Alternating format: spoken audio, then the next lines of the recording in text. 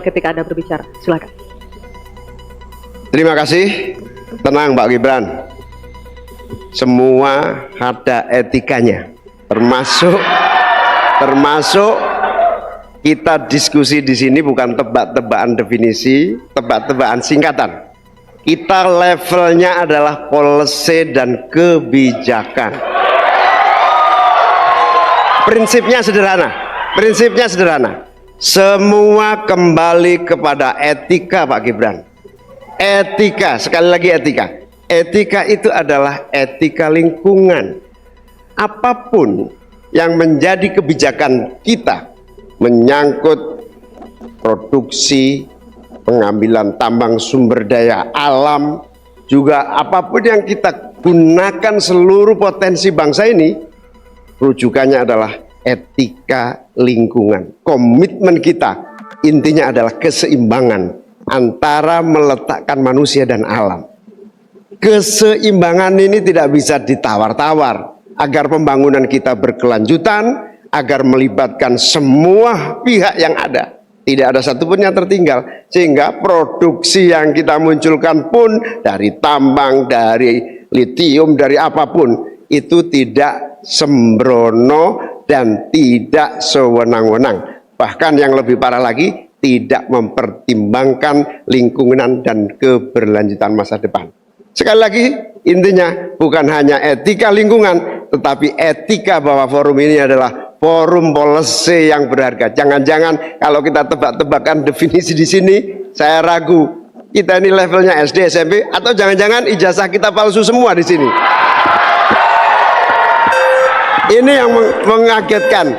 Jadi kalau tebak-tebakan, ya bukan di sini levelnya. Di sini adalah kebijakan kita untuk memimpin negara. Nah, dari cuplikan ini kita bisa melihat lagi gaya yang konsisten yang kemudian dikeluarkan oleh Caimin mengikuti gayanya Pak Anies Baswedan, di mana kata-kata etika sudah di 4 kali debat itu muncul terus ya. Pas Caimin yang kedua muncul nggak ya? Lupa. Yang intinya adalah etika. Jadi ini terlihat konsisten. Saya melihat Anies dan Caimin tim suksesnya lah intinya. Ya tentu saja dimotori oleh Anies ya sebagai pemikir yang benar-benar dimatangkan visinya di situ. Tim Anies ini udah jelas kerja tim, bukan pikiran individu lagi. Ingin menunjukkan kepada publik yang masih tersihir dengan bukan tersihir, terlena ya dengan Capres Prabowo Gibran, bahwa mereka adalah pasangan capres yang melanggar etika di MK, yang semestinya pelanggaran kode etik berat itu tidak bisa ikut sebagai peserta semestinya. Sudah salah Pak Prabowo juga, atau nggak salah lah, sudah konsekuensi.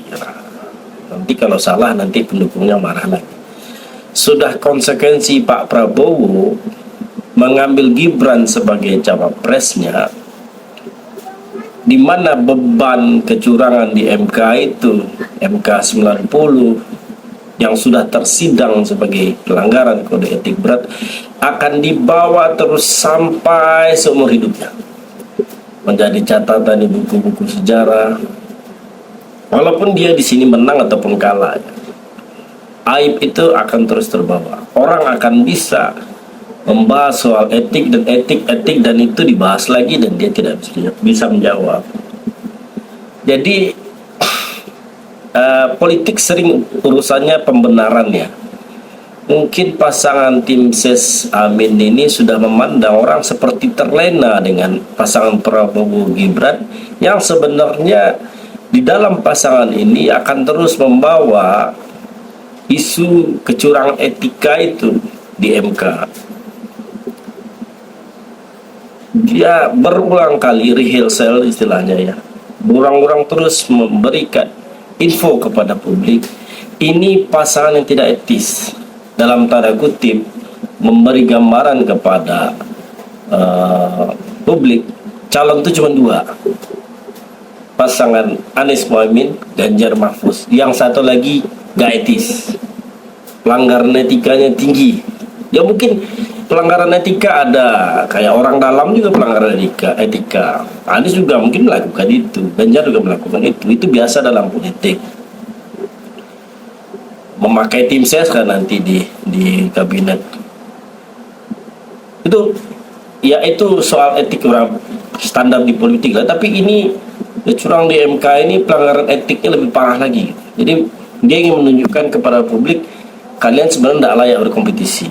Kalau Pak Prabowo berpasangan misalnya dengan Erick Thohir atau dengan Sandi atau dengan siapa, itu baru mantap.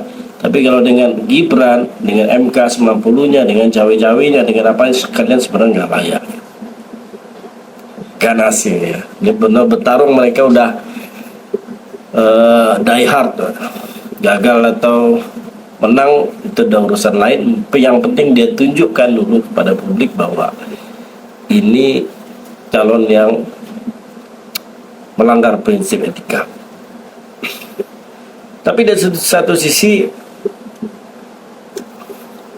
Pak Prabowo adalah orang yang paling jujur menjawab soal etika yang ditudingkan ke dia ini daripada yang lain, daripada Fahri Hamzah, daripada Nusron Wahid, daripada siapa namanya itu, si Maman Abdurrahman atau siapa itu, yang selalu mencari pembenaran dengan filosofi yang terlalu tinggi, padahal itu nggak bisa ditutup. Sederhana aja Pak Prabowo menjawabnya, Mas Anies, Pak Ganjar, kita bukan anak-anak lagi, kita sudah artinya apa? Pak Prabowo tahu, sudah mengkaji ini semua, dan salah satu kunci kesuksesan dari proses pencalonan Prabowo Gibran itu hanya di satu hal.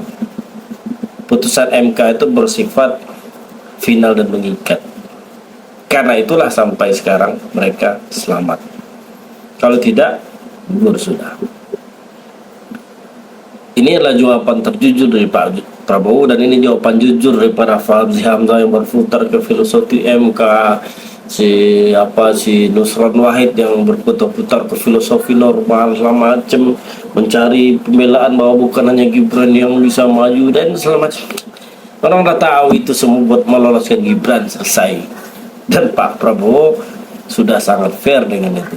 Mas Anies, Pak Ganjar, kita bukan anak-anak lagi, kita sudah sama-sama tahu. Nah, ini lebih jujur begini lebih enak daripada politisi-politisi lain yang mencoba mencari sebab dan alasan supaya tercapai hasratmu sebagai defense mechanism sebuah kecurangan. Mantap.